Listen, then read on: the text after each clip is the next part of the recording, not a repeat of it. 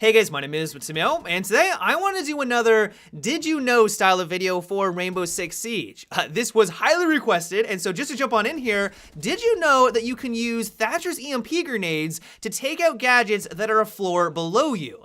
Throw the EMP grenade in the general vicinity of where you think a bunch of gadgets are located, and if you guess correctly, you're actually going to be rewarded with a bunch of points. Some of you might be thinking now, why would you ever want to do something like this? Like, yeah, it's a nice, neat little trick. I had no idea that this was possible, but does this have any tactical value? Well, if the enemy has a Jaeger, absolutely. I wouldn't say that Jaeger is a direct counter to Thatcher, but if you try to throw, of course, an EMP grenade into a room that has a trophy system downs, because this is a grenade at its core, it will get taken out by his trophy system. Now, of course, this isn't really going to matter if you're just trying to assist your thermite to breach through a wall. If it's on the outside of a building, you're trying to get through the garage, for example, this really isn't going to apply whatsoever. But if you actually want to throw grenades inside of the room, let's say it's secure the area or it's bomb, and you kind of want to soften them up with grenades, one way of getting around the trophy system is to use this little trick by throwing the EMP grenades on the floor above it. There's literally nothing the enemy can do except for, of course, roam upstairs and try to take you out. And so if you want a cheeky little way at disposing of pretty much all of the gadgets around an objective and nullifying Jaeger's trophy system, this is an amazing way at going about it. Another trick that I've been really enjoying is on the map Cafe. The skylight is a hot spot for firefights. If you've ever played on this map, you know that there's constant action around the skylights, but as soon as you try to breach through the skylight and get towards the objective when you're on offense, it's usually a death sentence. Even if you scout it out with your drone, because you make so much noise when you're repelling, the enemy is gonna realize that you're dropping in from the skylight and you're a sitting duck, and they're gonna be able to immediately take you out. Like, I almost never recommend that you drop down from this spot, at least if you are repelling. Did you know that you can surprise your enemy, though, by jumping in, by literally physically jumping through the skylight and not having to go through the animation? If you work your way around and get on top of this air duct here, you can then jump onto what looks like the air conditioner unit, or whatever this is called, and then jump through the skylight. You do take a little damage, so you do need to realize that you're gonna be about 10 health lower, about 15 health lower, but the nice thing about this tactic is that the enemy is not gonna expect this. I still recommend that you drone it out, but the benefit of it is that if an enemy is in the wings or you didn't scout the entire third floor, it doesn't leave you as vulnerable. You can jump on in, catch a bunch of enemies by surprise, and then hopefully win the round for your team. I don't recommend that you do it every time, but I thought that it was a neat little spot that I don't really see anyone take advantage of.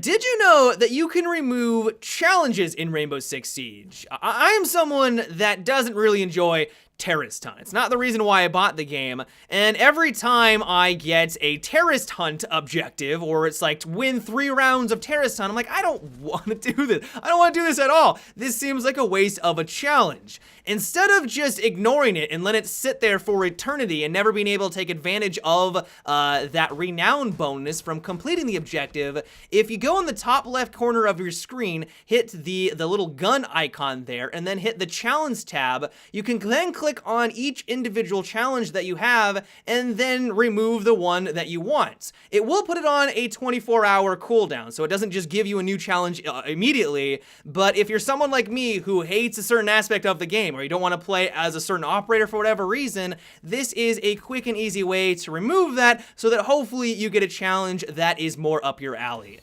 The next piece of advice that more is just a novelty, because you're never really going to be able to take advantage of it, is that IQ's gadget can see through smoke. If you're working with some teammates that have smoke grenades, let's say they're playing Blitz, for example, if you want to breach into a room, or you want to be able to maybe potentially shoot someone through the smoke, throw a bunch of grenades in that doorway, activate your gadget, and you're going to be able to see the enemy clear as day. The reason why I don't recommend that you do this, though, is because the smoke grenades are really wonky in Rainbow Six Siege. For whatever reason, the smoke and particle effects are different for everyone on the map. And so if you're around the fringe of the smoke, the wispy part of it, on your end, you might be completely concealed. You may not be able to see the enemy whatsoever, but on their end, they can see your head no problem, and they're going to be able to immediately get a headshot. And so if you do want to take advantage of this tactic, just make sure that you're in the center of the smoke cloud and not around the fringe. It's still more of a novelty. Like I said, it's not going to elevate IQ to becoming one of the best operators in the game, but if you are in a situation that your team has a bunch of smoke grenades and you want to get a little cheeky and you want to catch your enemy by surprise, this is possible in Rainbow Six Siege. The final tip that I have for today is that you can use shotguns to take out trapdoors. Now, I realize that a lot of you probably already knew this, but the reason why I'm bringing it up in today's video is I'm kind of hoping that more people are going to take advantage of this. When I'm on defense and someone who is using a shotgun actually opens up a bunch of trapdoors for us, it opens up so many more possibilities.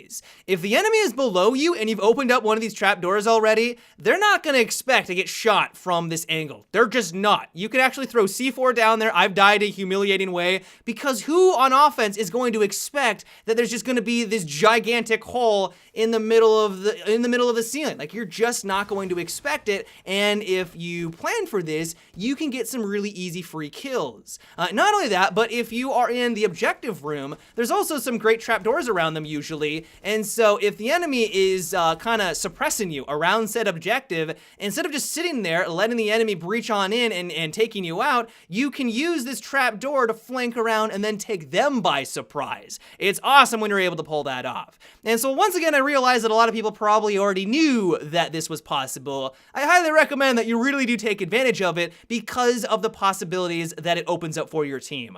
But yeah, guys, that is about it for today's video. I hope at least some of this advice was helpful, or you didn't know it before today's video, and so I hope you guys enjoyed. But until tomorrow, have a good one, and take it easy.